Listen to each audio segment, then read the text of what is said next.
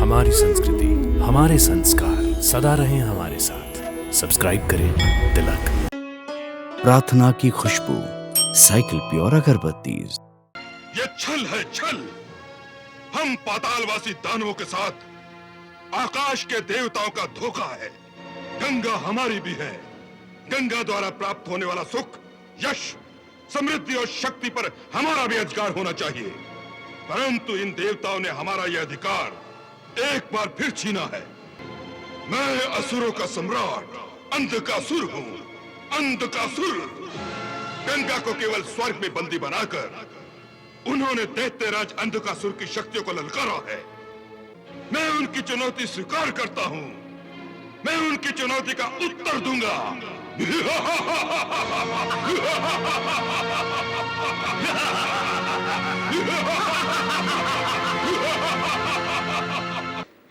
बच्चे तो उल्टी सीधी हरकतें करते ही रहते हैं मुनिवर, पर माता उन्हें बहला फुसलाकर, चमकाकर समझा ही लेती है।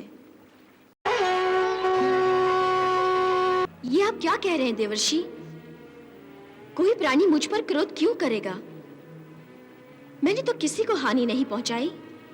हानि नहीं पहुंचाई, परंतु आपने उन्हें निराश कर दिया है। नहीं मुनिवर, मैं किसी को निराश कैसे कर सकती हूँ? मैं तो सबकी माता हूँ। सब मेरी संतान हैं। मेरे लिए सब बराबर हैं। जो भी मुझसे प्रार्थना करता है, मैं उसे स्वीकार करती हूँ। मैं किसी को निराश नहीं करती। फिर ये मेरी कौन सी संतान है जो मेरे कारण दुखी हो गई? मुझे बताइए मुनिवर, मैं उनके दुख दूर करूंगी। धन्य है मातेश्वरी आप, और धन्य है आपकी ममता, जो सबको एक समान समझकर अपने आंचल की छाया बराबर बराबर प्रदान करती है, ताकि सभी सुखी और समृद्ध बने रहें। नारायण नारायण। परंतु अपनी दुष्ट प्रवृत्ति के कारण असुर किसी से प्रसन्न नहीं हो सकते। इसी कारणवश वो आपसे अकारण ही निराश हो गए। नारायण नारायण। फिर भी उनकी निराशा का कोई मूल कारण तो होगा मुनिवर। विस्तार से बताइए, आखिर हुआ क्या था? माते, जब मैं भ्रमण करता हुआ आकाश मार्ग से होता हुआ असुर लोक के ऊपर से गुजर रहा था, तो मैंने सुरेश्वर अंधकासुर को आपके और देवताओं के विरुद्ध आग उगलते हुए देखा था। गंगा हमारी भी है। गंगा द्वारा प्राप्त होने वाला सुख, यश, समृद्धि और शक्ति पर हमारा भी अधिकार होना चाहिए।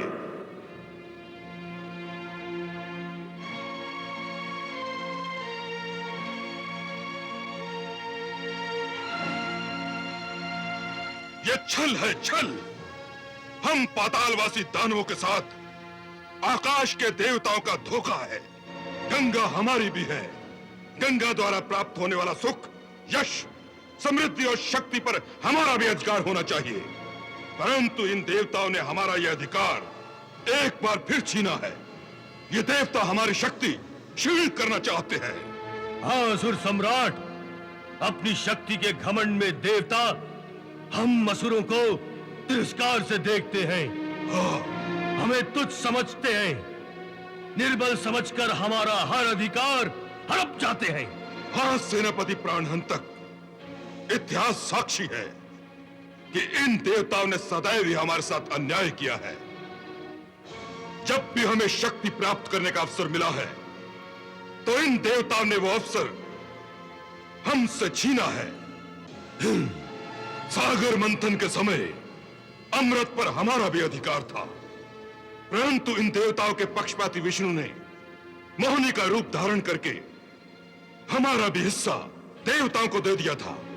हाँ असुर सम्राट, हमारे पूर्वज दैत्यराज बाली से 3 पग धरती मांगने का षड्यंत्र रचकर वामन अवतार में विष्णु ने हमसे हमारा राजपाट भी छीन लिया था। परंतु अब ये छल, ये कपट, ये धोखा मैं चलने नहीं दूंगा।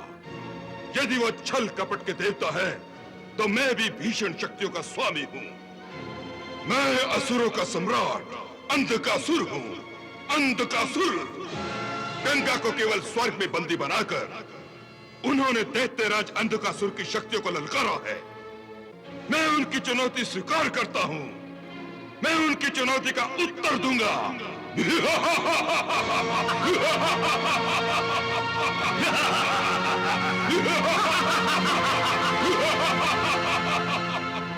मैया, मैं आपके दर्शन करने और असुर सम्राट अंधकासुर के षड्यंत्र से आपको सचेत करने आया था।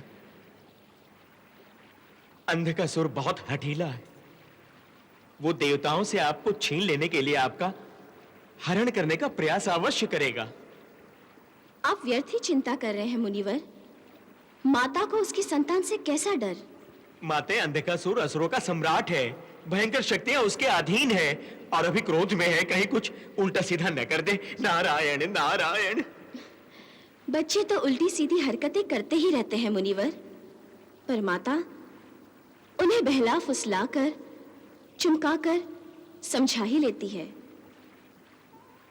आप निश्चिंत रहिए मुनिवर, मैं असुरों को कुछ भी अनुचित नहीं करने दूंगी। नारायण नारायण।